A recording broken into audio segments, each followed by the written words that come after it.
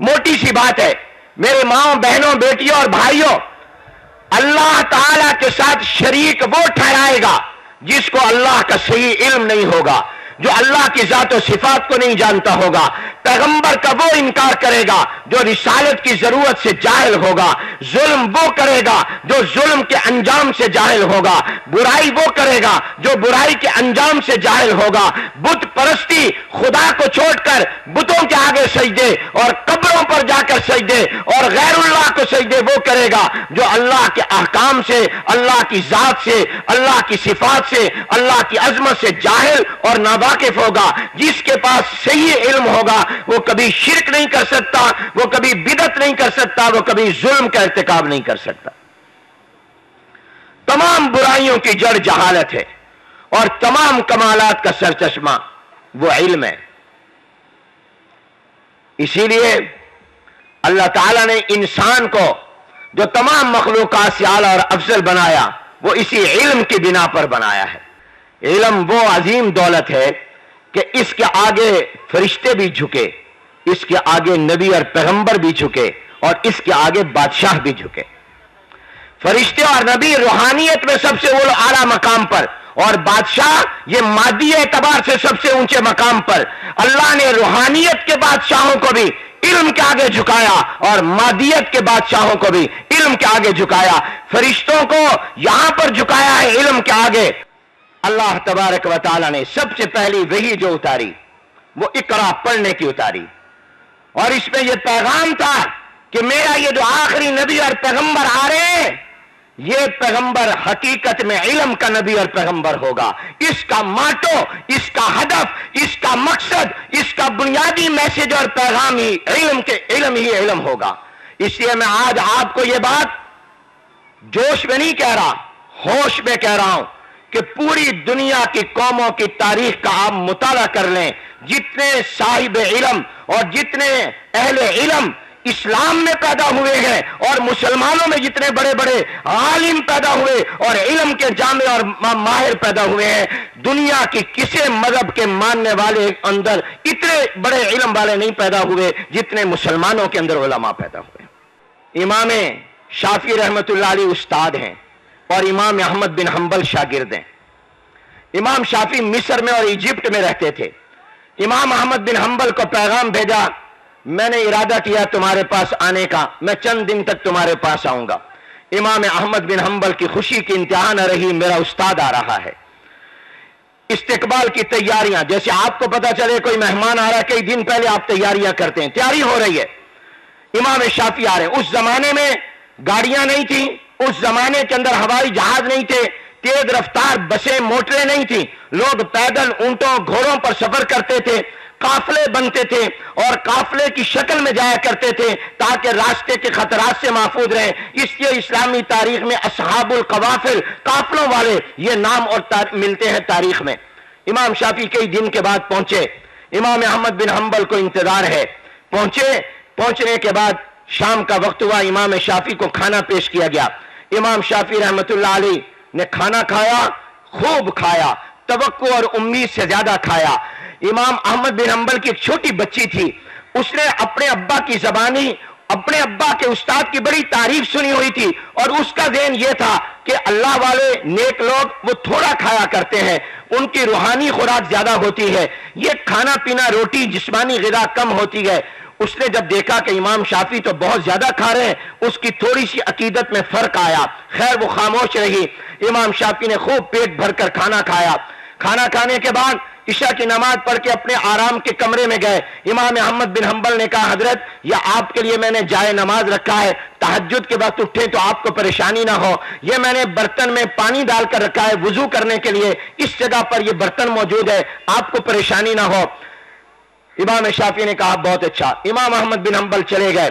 اب صبح تہجد میں امام احمد بن حنبل اٹھے ہیں، ذرا اندازہ کر رہے ہیں امام شافعی میرے استاد بھی اٹھے ہیں، لگتا ہے کہ وہ تو لیٹے ہوئے ہیں، کمرے میں کوئی روشنی نہیں ہے۔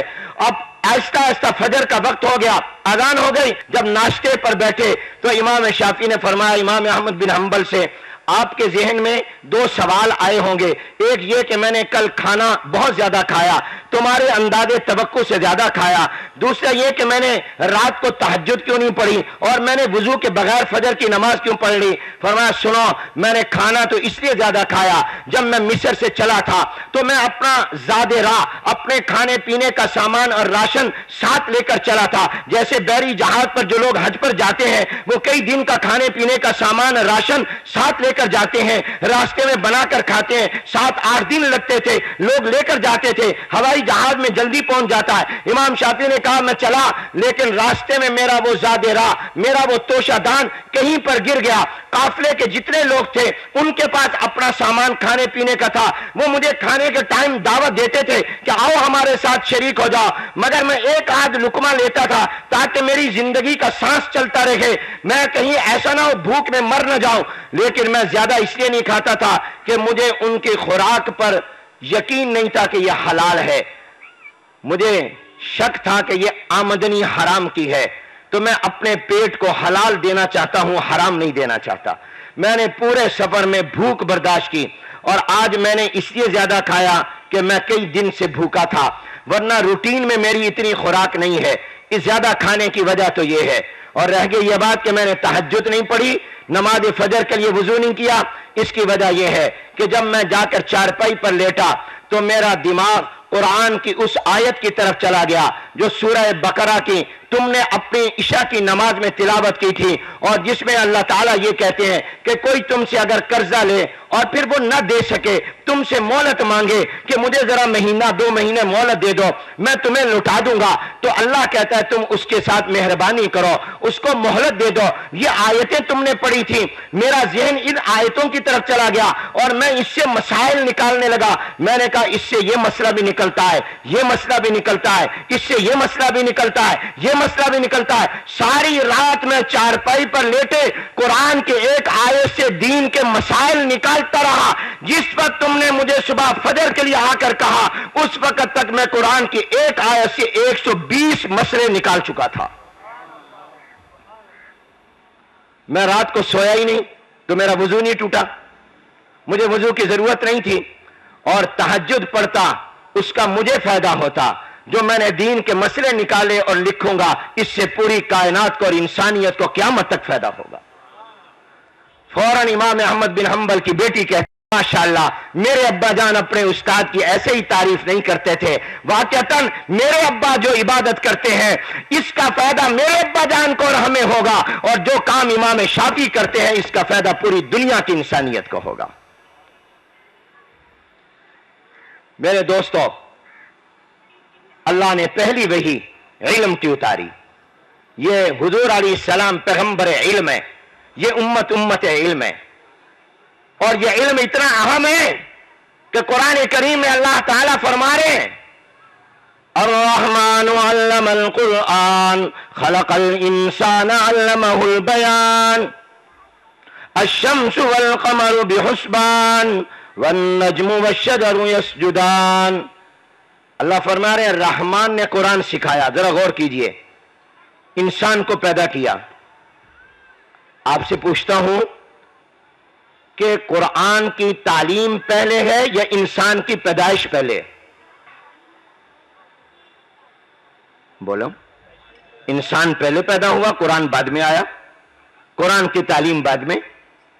لیکن اللہ تعالیٰ قرآن کی تعلیم کو پہلے ذکر کر رہا ہے, انسان کی پیدائش کو بعد میں ذکر کر رہا ہے. الرحمن علم القرآن, رحمان نے قرآن سکھایا.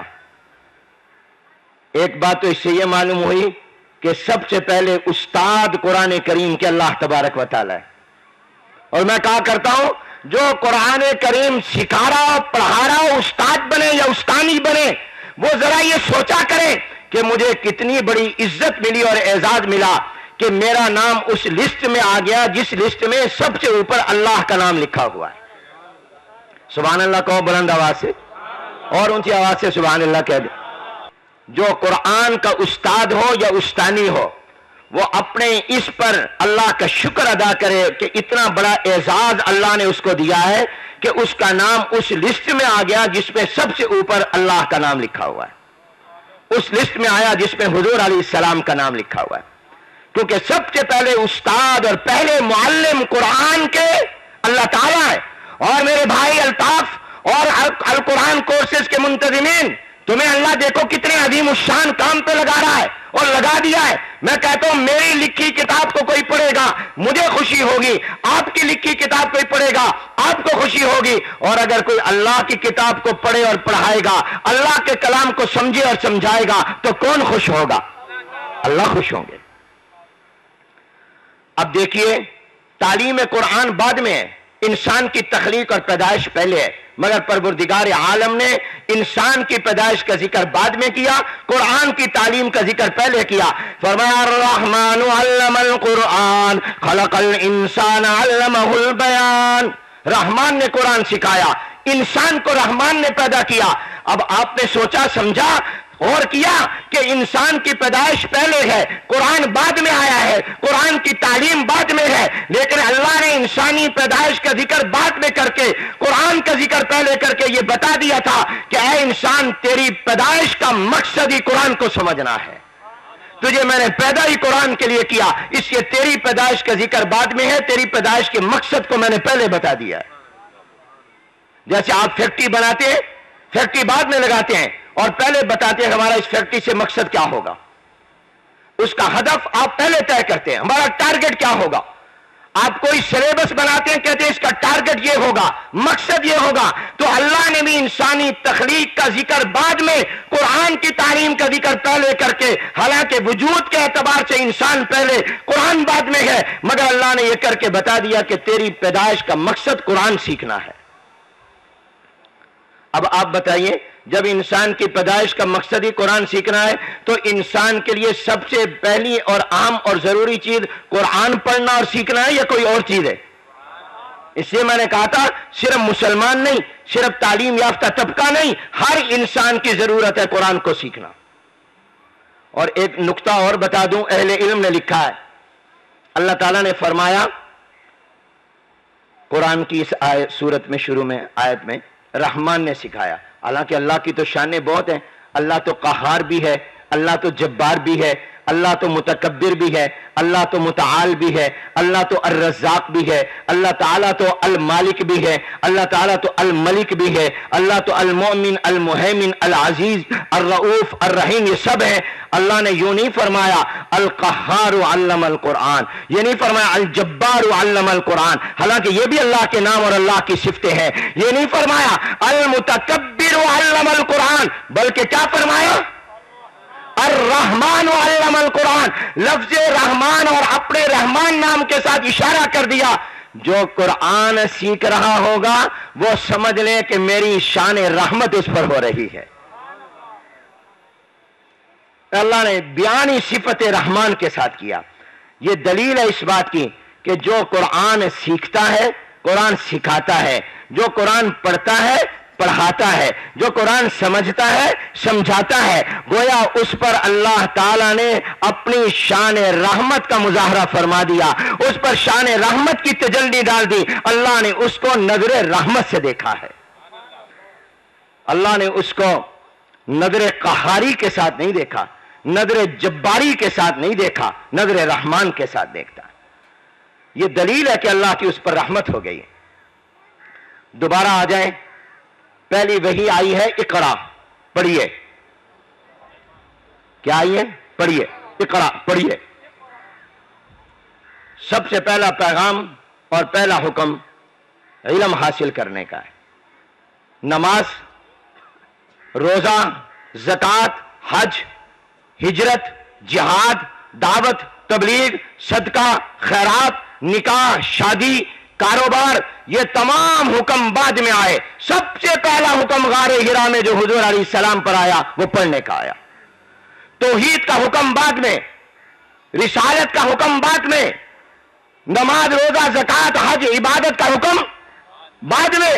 یہ حکم کہ عبادت کرو، یا ایھا المزمل قم اللیل الا قلیلا نصفہ او انقص منہ قلیلا او زد علیہ ورتل القرآن ترتیلا. یہ حکم بعد میں آیا.